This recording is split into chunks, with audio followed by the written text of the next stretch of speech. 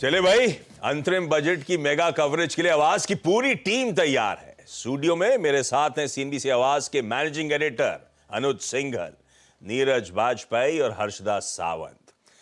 दिल्ली में कड़ाके की ठंड है, कोहरे का सितम है, तूफानी हवाएं और बिजली चमक रही है, लेकिन इसके बावजूद हमारे तमाम रिपोर्टर्स ग्राउंड जीरो पर मौजूद हैं।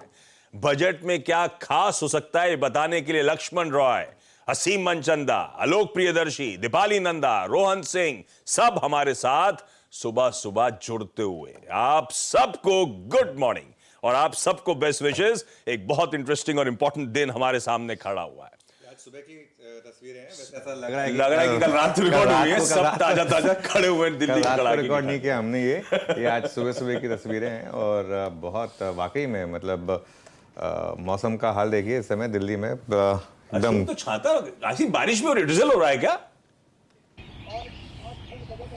नहीं, बारिश रुक गई थी। अभी कुछ देर पहले तक काफी बारिश और ओले पड़ने के आसार थे, लेकिन अब बारिश रुक गई है। तो जब मैं कह रहा हूं आज एक इंपॉर्टेंट दिन हमारे सामने खड़ा है, तो पहले इस इंपॉर्टेंट दिन की अहमियत समझ लेते हैं।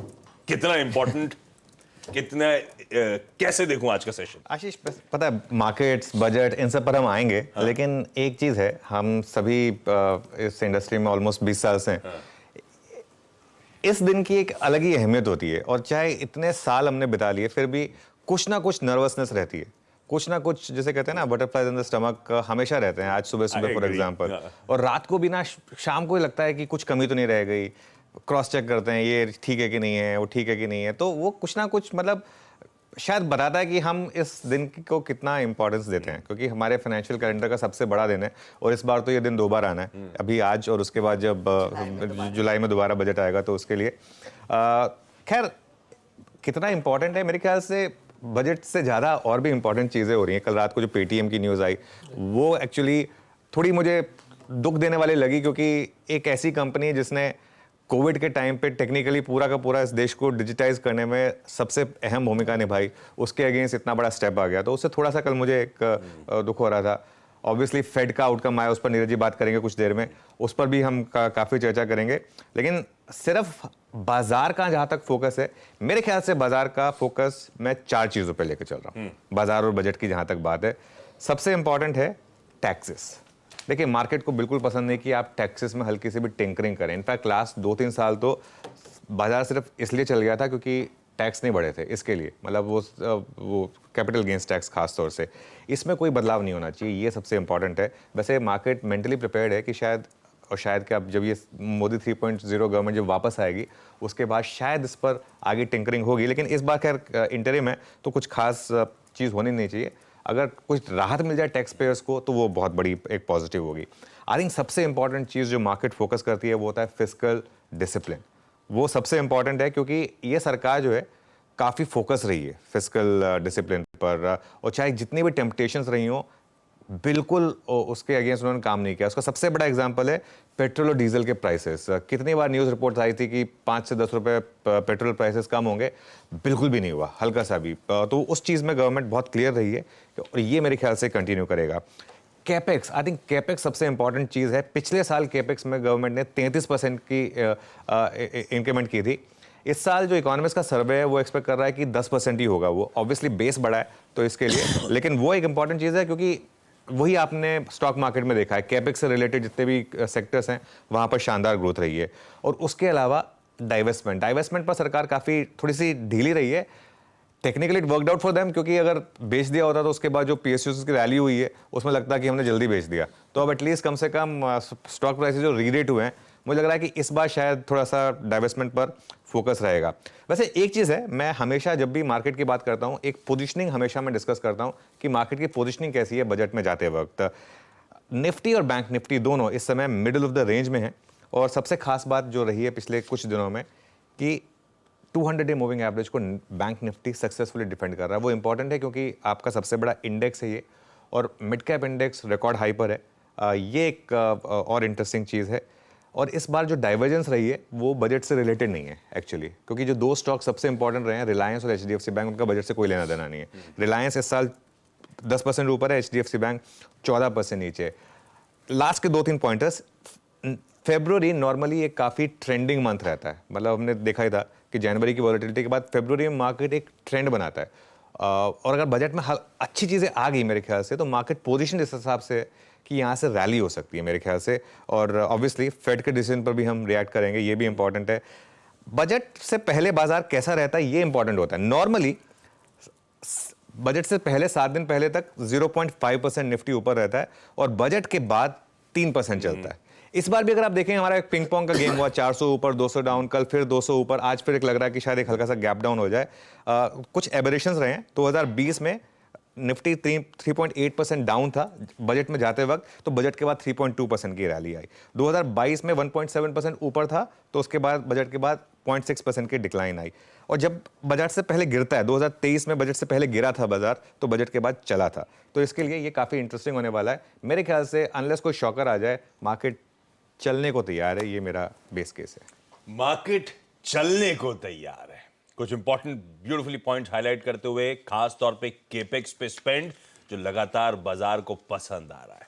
जहां तक फिस्कल डेफिसिट, फिस्कल कंसोलिडेशन की बात है, 5.9 के टारगेट्स अचीव होते हुए शायद नजर आए और अगले साल के लिए 5.3, 5.4% के आसपास फिस्कल डेफिसिट का नंबर पेग हो सकता है। और एक चीज ध्यान रखिएगा, अब हम खड़े हैं आम चुनाव से पहले, बाजार देखेगा किस हद तक पॉपुलिज्म का तड़का होगा। अब उसको कह लीजिए, वो क्योंकि रूरल स्पेंडिंग इनहैंस करने की तैयारी हो रही है, उसे पॉपुलिज्म कह लीजिए या फिर need of the hour, actually उस पर हम लोग आगे डिटेल में बातचीत कर लेंगे। लेकिन ये सब कुछ इंपॉर्टेंट चीजें हैं जो बजट के लिहाज से बड़ी इंपॉर्टेंट, जिसको आज कीनली सब वॉच आउट करेंगे। मैं लौटूंगा, निफ्टी की पोजीशनिंग की बात हुई थी, किस तरह से पिंग पोंग चल रहा है, वॉलेटिलिटी बढ़ी हुई है, तो ऐसे में आज क्या वॉच आउट करना है, क्या लेवल्स देखने हैं, उन सब पर आगे आता हूं। लेकिन आज बाजार खुलते ही 2 इंपॉर्टेंट चीजें हैं। आज डी डे है। इतने दिनों से सीएनबीसी आवाज पे वो रिवर्स काउंटडाउन चल रहा था एफएम साहिबा की बजट स्पीच रिलेटेड। आज वो डी डे हमारे सामने खड़ा हुआ है। तो ऐसे में ब्रॉडली इंटरिम बजट जो पेश होने वाला है सुबह 11 बजे, क्या जामा पहन सकता है, क्या इंपॉर्टेंट क्यूज होंगे, उसके लिए लक्ष्मण के पास दिल्ली चलेंगे। और ये सब तो खैर 11 बजे ऑनवर्ड्स इंपैक्ट कर रहा होगा, उससे पहले खुलते ही हम रिएक्ट कर रहे होंगे।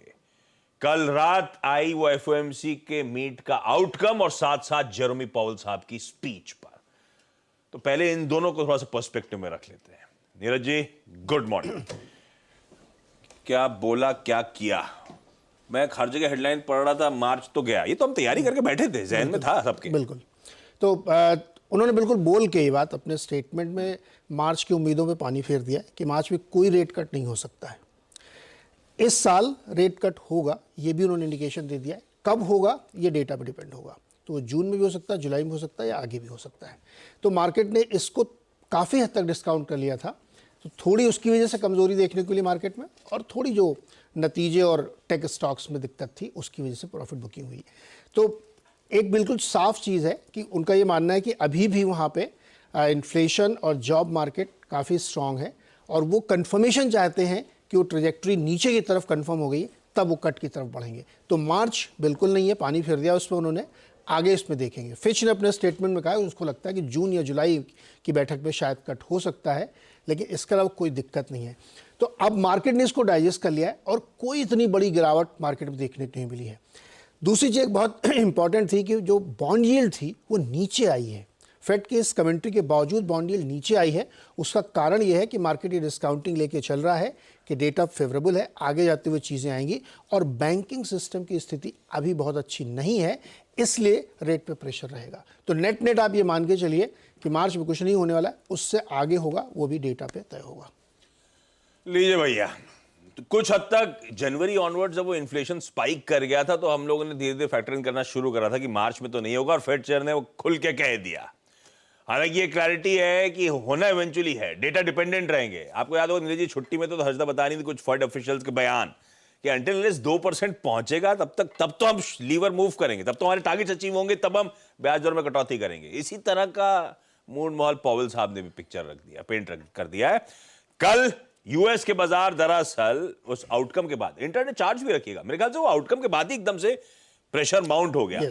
3/4% डाउ दबाव में 2.25% नैस्डैक कमजोर था, और पिछले कुछ दिनों से नैस्डैक वैसे ही कमजोर चल रहा था, ध्यान रखिएगा। तो थोड़ा सा झटका तो लगा, सच का सामना हुआ, उसका खामियाजा यूएस के मार्केट झेलते हुए नजर आए। आज सुबह के फ्यूचर्स समझने की कोशिश कर रहे हैं। 1/4 से 1/3% हल्के हरे निशान के साथ ट्रेड हो रहा है। तब और अब का पहला वो प्लेट रख दीजिएगा। तो हमने कहां फ्यूचर्स छोड़े थे, कल के उस दबाव के बाद समीकरण कितने बिगड़ गए वो आपकी स्क्रीन पर आ जाएगा। और उसके बाद दिखा दीजिए गिफ्ट निफ्टी से संकेत आ रहे हैं। आज ऑल इंपॉर्टेंट दिन गिफ्ट निफ्टी गांधीनगर से जो संकेत दे रहा है वो भी आपकी स्क्रीन पर रख देता हूं। ये जो डिफरेंशियल है जो हमें डाइजेस्ट करना है, दबाव था यूएस के बाजार में। डॉक्टर साहब क्विकली गिफ्ट निफ्टी रखिए स्क्रीन पे। इस बीच अब चला जाए लक्ष्मण के पास। ये देखिए बिल्कुल सबड्यूड सा, ये थोड़ा से ऑप्टिमिज्म है। हम अपने इंटरिम बजट को अप्रोच कर रहे हैं। ऐसे में लक्ष्मण आपको भी गुड मॉर्निंग। इस बार जो बजट पेश होने वाला है, इंटरिम बजट जो पेश होने वाला है, वो आमतौर के बजट से किस तरह का डिफरेंट, कैसे डिफरेंट है, और अपफ्रंट ही समझाओ आप क्या क्या चीजें आप खासतौर पर नजर रखोगे। आपकी टीम ने एक्चुअली क्या पिक कर रखा है, क्यों अहम, क्या क्या हो सकता है। देखिए, मुझे लगता है कि दो वजहों से बजट काफी अहम है। पहली बात तो जैसा कि आपने कहा भी था पहले कि ये मोदी सरकार के मौजूदा कार्यकाल का आखिरी बजट है।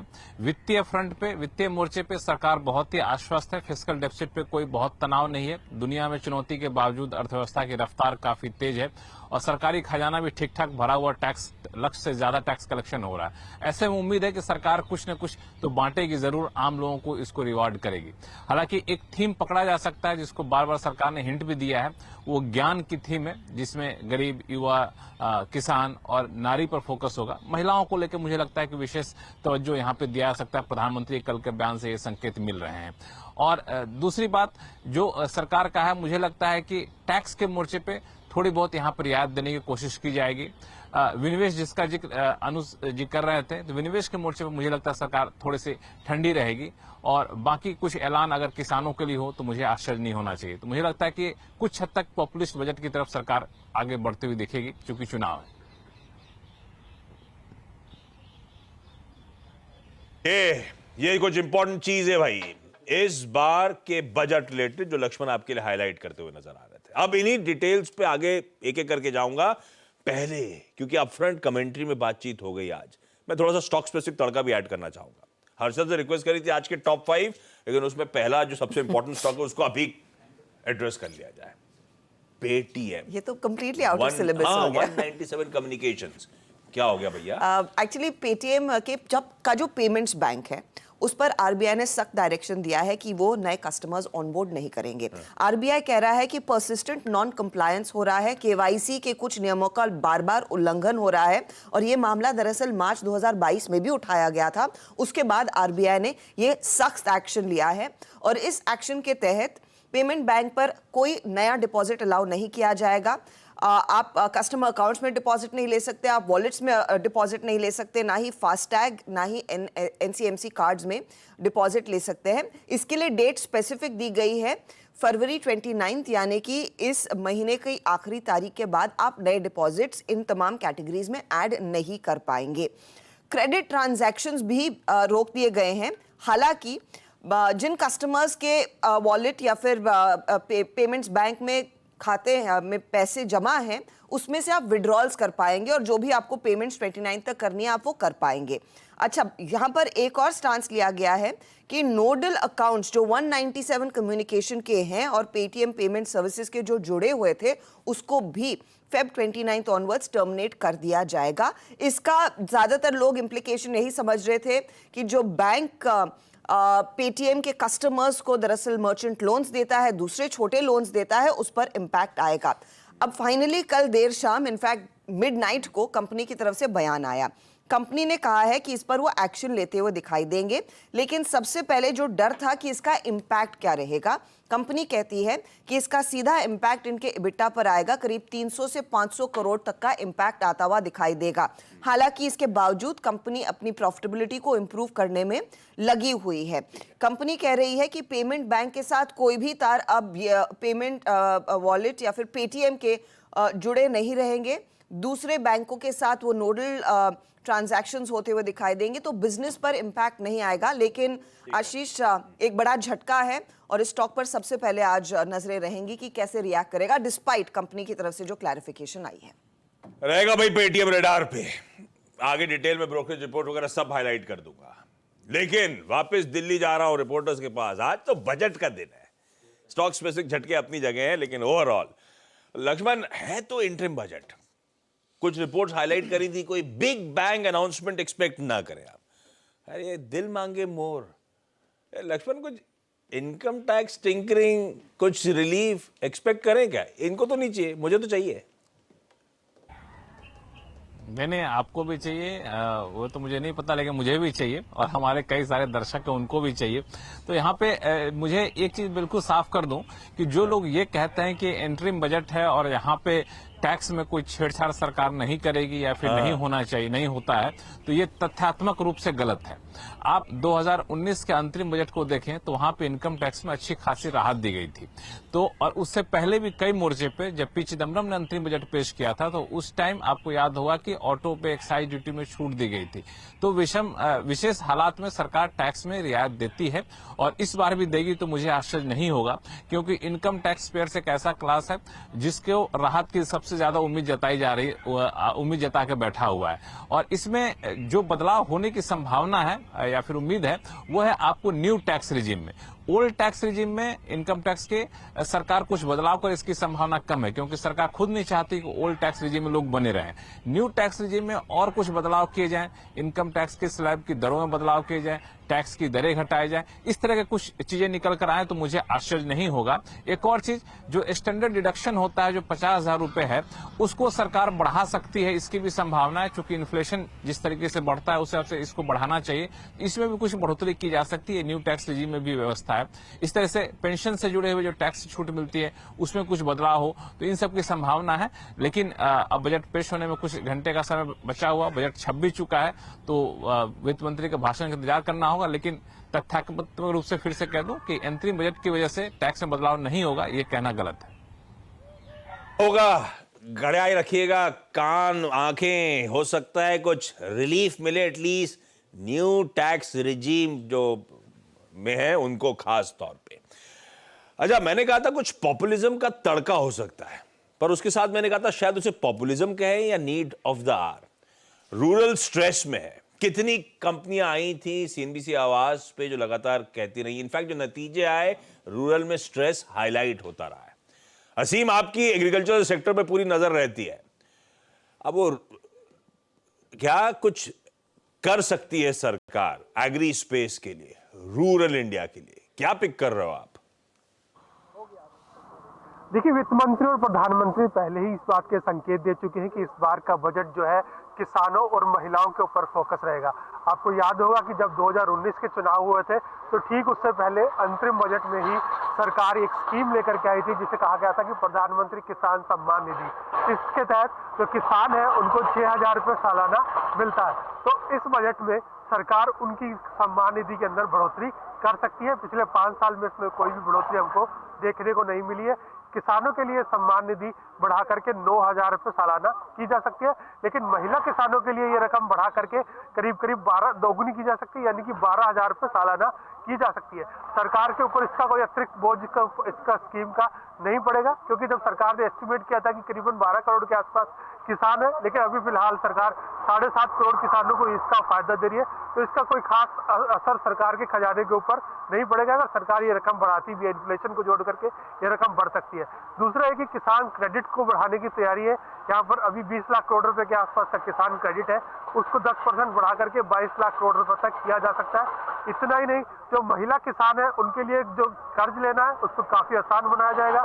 उनको जो किसान क्रेडिट कार्ड दिया जाता है उसके लिए उनको सस्ती दरों के ऊपर ब्याज दिया जाएगा, सस्ती ब्याज दरों के ऊपर उनको कर्ज दिया जाएगा, जो कि दूसरों के मुकाबले 1% तक कम हो सकता है। किसानों के लिए जीवन बीमा स्कीम की भी घोषणा हो सकती है, क्योंकि प्रधानमंत्री मोदी ऑलरेडी कह चुके हैं कि हम किसानों को लिए एक सुरक्षा चक्र बनाने की दिशा के अंदर काम कर रहे हैं। तो कुल मिलाकर के ये सारा बजट है, इसका फोकस जैसे लक्ष्मण जी ने जिक्र किया कि 4 लोगों के ऊपर रहेगा।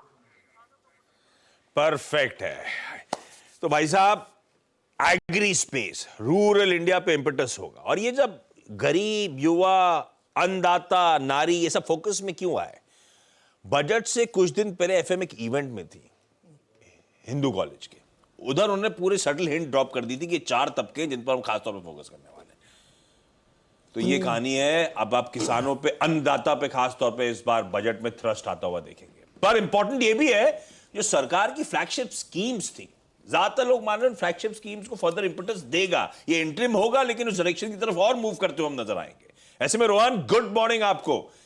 ईवी इलेक्ट्रिक व्हीकल्स लगातार थ्रस्ट मिलता रहा है, एलोकेशंस होते रहे, इस इंटरिम बजट में क्या एक्सपेक्ट कर रहे हो आप लोग?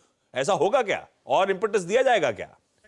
जैसा कि आपने कहा कि पिछले 3-4 बजट में अगर आप देखें तो हर बजट में इलेक्ट्रिक गाड़ियों का जिक्र जरूर रहा है।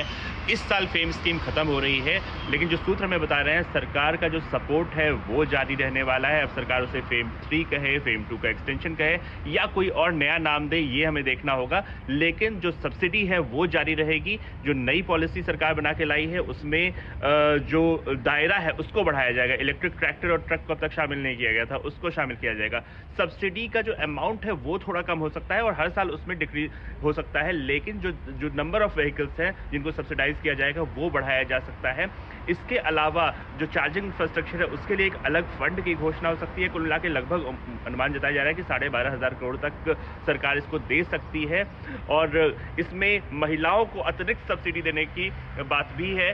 10% तक अतिरिक्त सब्सिडी मिल सकती है अगर वो इलेक्ट्रिक गाड़ियां खरीदती हैं तो कुल मिला के। और जो नई गाड़ियां जैसे हाइड्रोजन फ्यूल सेल या बाकी जो है उनको भी स्कीम में शामिल किया जा सकता है। तो कुछ बदलाव के साथ जो सब्सिडी है इलेक्ट्रिक गाड़ियों को वो जारी रहेगी, ऐसा सूत्र हमें बता रहे हैं। ईवी पर फोकस कंटिन्यूड रहने वाला है। वैसे कुछ ही देर में सीधा सौदा लेकर आएंगे हम लोग, तो उसमें एक ब्यूटीफुल तड़का मिल जाएगा आपको। बजट रिलेटेड कौन कौन से स्टॉक्स और थीम्स रडार पर रहेंगी और एल्स न्यूज और रिजल्ट्स का तड़का और डिटेल्ड कवरेज आपके लिए होगी। लेकिन एक बार असीम के पास भी चला जाए। असीम से तो बात हो गई, एक बार आलोक के पास चला जाए। आलोक, ठंड लग रही है बहुत क्या? नहीं, कोई विशेष ठंड नहीं है। बारिश के बाद थोड़ी सी ठंडक में थोड़ी सी कमी आई है, लेकिन जो है बारिश का मौसम बना हुआ है और कभी भी यहाँ पर बारिश शुरू भी हो सकती है। इसी तरह का मौसम यहाँ बना हुआ है, तो ठंड तो सुबह काफी थी लेकिन थोड़ी थोड़ी अब कम हो रही है। ठंड कम हो रही है, ये अच्छी खबर है नॉर्थ इंडिया वालों के लिए और जो नॉर्थ इंडिया ट्रैवल करने जाने वाले हैं उनके लिए।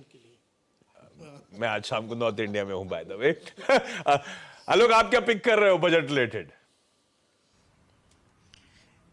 देखिए, जो मुझे उम्मीद है कि जो सरकार की फ्लैगशिप स्कीम है और साथ ही साथ जो पीएम ने हाल में ही कई सारे अनाउंसमेंट किए हैं उससे रिलेटेड उसकी छाप जो है इस इंटरिम बजट में दिखेगी। जैसे मसलन हम बात करें तो एक कारोबारी, एमएसएमई छोटे कारोबारी होते हैं, उनके लिए नेशनल रिटेल ट्रेड पॉलिसी की बात काफी लंबे समय से चल रही है और कारोबारियों को सोशल सिक्योरिटी देने के लिए जो इंश्योरेंस कवर है, एक्सीडेंटल इंश्योरेंस कवर, उसका ऐलान हो सकता है। दूसरी जो पीएम सूर्योदय योजना जिसके जिक्र अब 22 जनवरी को राम मंदिर के उद्घाटन के समय प्रधानमंत्री ने किया, तो जो हमें सूत्रों से जानकारी मिल रही है कि उसमें जो है सब्सिडी की रकम बढ़ाई जा सकती है 60% तक। 1 से 3 किलोवाट तक के जो सोलर पैनल हैं वो लगाने के लिए, क्योंकि प्रधानमंत्री ने कहा था कि 1 करोड़ के करीब सोलर पैनल लगाए जाएंगे 1 साल के अंदर। तो ये सब्सिडी की जो रकम है उसको बढ़ाया जा सकता है मौजूदा जो नेशनल रूफटॉप सोलर मिशन चल रहा है उसके तहत। तो ये 2 चीजें इंपॉर्टेंट है। और इसके अलावा अगर हम बात करें तो कुछ और चीजें जैसे कि इंपोर्ट ड्यूटीज में कुछ बदलाव किया जा सकता है जो मैन्युफैक्चरिंग के लिए काफी अहम है। और ये इस कड़ी में कल अनाउंसमेंट हुआ, मोबाइल के पार्ट्स के इंपोर्ट्स पे ड्यूटी रिड्यूस होती हुई नजर आई। तो आत्मनिर्भर, make in India, but obvious है वो थीम्स पे फोकस कंटिन्यूड देखने को मिलेगा। खैर, आज सुबह 8:15 बजे एफएम साहिबा नॉर्थ ब्लॉक पहुंचेंगी, उसके बाद 9:15 बजे संसद भवन और सुबह 11 बजे हमारा अंतरिम बजट पेश होगा और उसमें भी कुछ क्लैरिटी अवेटेड रहेगी। तो 4 बजे की प्रेस कॉन्फ्रेंस का इंतजार कीजिएगा। एफएम और सारे सेक्रेटरीज सीएनबीसी आवाज पे 4 बजे आपको नजर आएंगे उस प्रेस कॉन्फ्रेंस में। ब्रेक का समय, आप सबका जुड़ने के लिए सुबह सुबह धन्यवाद। आप लोगों से रीपैच करेंगे अब 8 बजे हम लोग। ब्रेक के उस पार आज कमोडिटीज में कहां दाव लगाएं, इस पर बातचीत।